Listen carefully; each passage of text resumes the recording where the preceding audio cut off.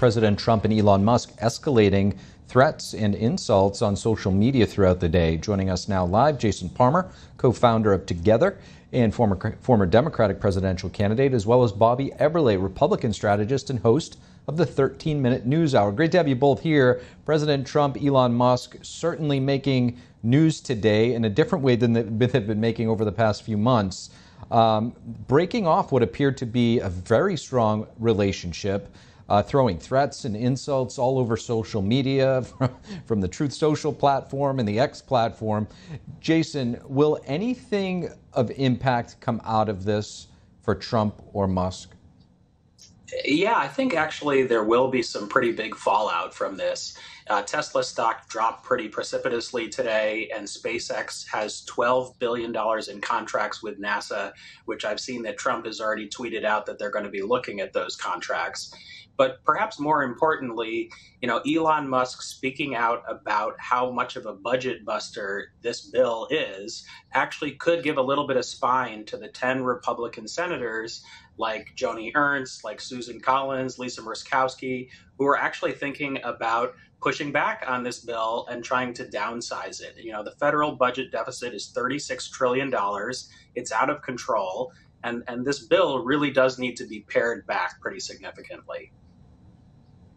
Bobby, it's really surreal when you hit the rewind button and you think back to the rally at Madison Square Garden where Elon took the stage in great support of Trump, as well as the Butler rally following the one where the assassination attempt was. And of course, the endorsement of him. And last we checked today, that red Tesla is still sitting on the White House grounds. How did we get here? I don't know. You know what, Steve? This is just sad. Here are two icons in business and industry and now in politics that have this beef going on. And I tell you, I was looking at other subjects and getting up with the news. And then as soon as this broke, this is what everyone is talking about because they're such major players.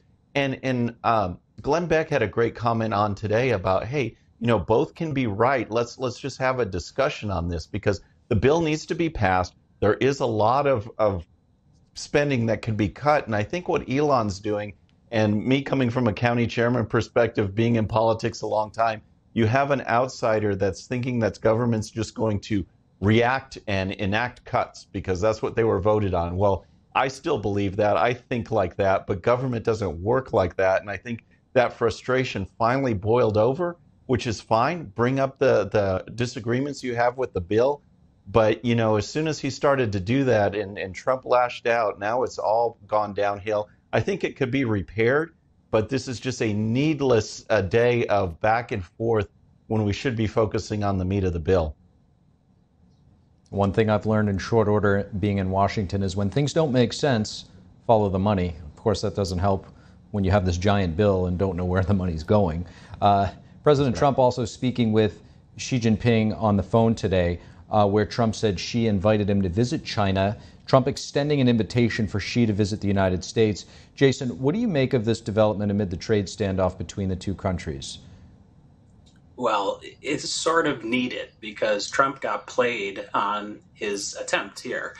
He raised the tariffs up to 145% without really fully understanding that China controls 90% of the rare earth metals that are used in some of the most important defense technologies today, and also solar technologies, electric cars. And now that he's getting all that told to him, not just by Elon Musk, but a lot of other people at Ford, GM, many defense contractors, Trump knows he needs to back off and come to some type of deal here with China. And that's why he needs to do something. Bobby, this comes after Trump last week accused China of violating an agreement in principle to roll back high tariff rates for 90 days. Can we really trust the CCP? No, we can't. But they're another big kid on the block, and we have to work with them. And to Jason's point, I just want to agree. It's one thing to onshore these companies and bring them back, and we're seeing the investments come back. But a company coming back to America is different than all of a sudden we have these rare earth minerals that we need for rechargeable batteries, electric vehicles, and a host of other things. China controls that market. They have the resources, the natural resources. So if we need them for our national security purposes, we have to ensure supply chains and access to these commodities. And so it's a very difficult exchange, very difficult. But you know what? The conversation today, it was just focused on trade. I think it's a good step. I think these two countries can negotiate on trade, and while still, posturing militarily and in other aspects culturally, since they're a communist nation. But on trade, we've got to get something done and ensure the national security of the country. President Trump signing a sweeping order banning travel from 12 countries, restricting it from 7 others. One of the countries, or some of them listed, include Afghanistan, Venezuela, Iran, Yemen. Bobby, what is the administration aiming to achieve with these restrictions?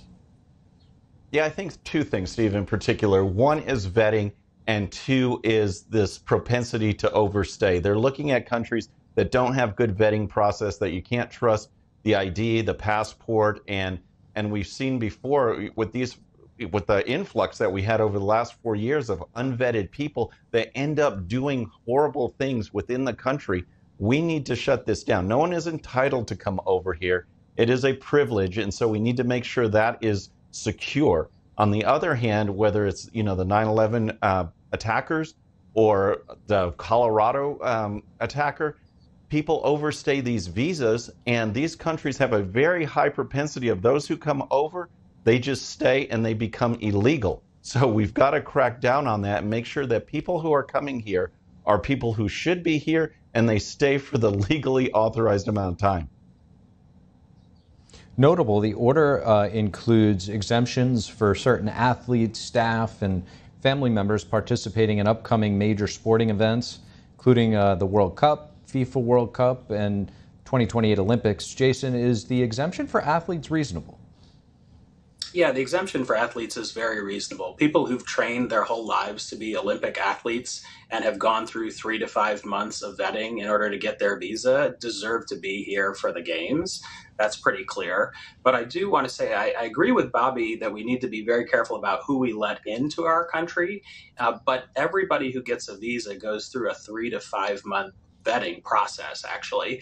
And it's really clear that this is transparent racism, to be honest with you. Many of the people who've been let in from Afghanistan, from Venezuela, from many of the countries on that list have gone through extensive vetting.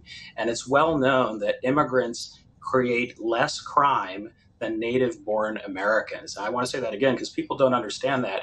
Immigrants create less crime than native-born Americans, and that's because they go out of their way to be extra careful, because if they do commit a crime, they get deported. So they're very non-criminal, the people that go through these visa processes. Bobby, give you a chance to reply. Yeah, I have to disagree wholeheartedly with that one, because again, there's the vetting, but then there's this propensity to overstay, for one thing, and these countries have a track record of people overstaying.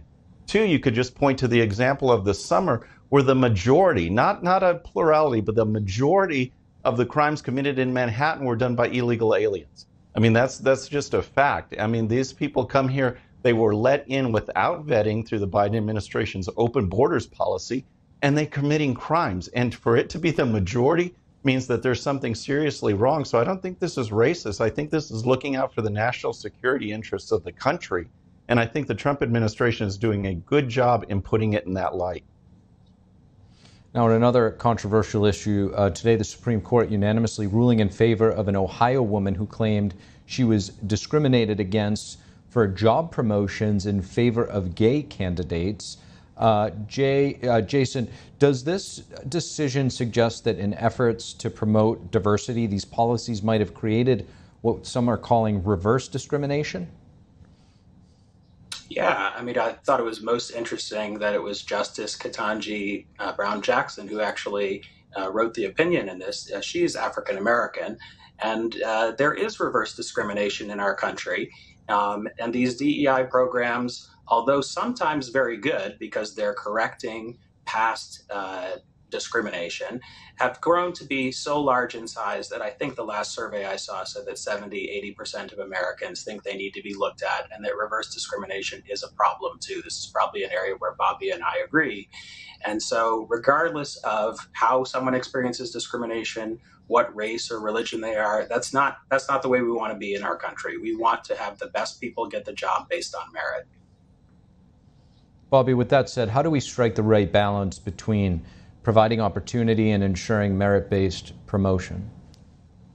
Well, let me just say, yeah, I think Jason was right on point there. I mean, this Supreme Court case really went to the heart of it was, does someone have in a majority position, say white or in this case straight, have to have a higher standard of discrimination just to prove their case? And the court unanimously said no. I mean, discrimination is discrimination. I'm actually come from the most diverse county in the state of Texas. And so Hindu, Muslim, you name it, everyone's there together. And so if people are applying for a job and they meet the standards and you go for merit, I don't find any problem going to diversity as a secondary or tertiary standard, because as far as, you know, role models for young people, people gravitate to the people who look like them, who act like them. So having a representation like that, I don't think there's anything wrong with that, as long as the merits, the standards are there, and you're not lowering standards just to artificially have diversity for diversity's sake, which does not help the product, good, or service in any way at all. Jason Palmer, Bobby Eberle, appreciate you both. Thanks, Steve. Thank you.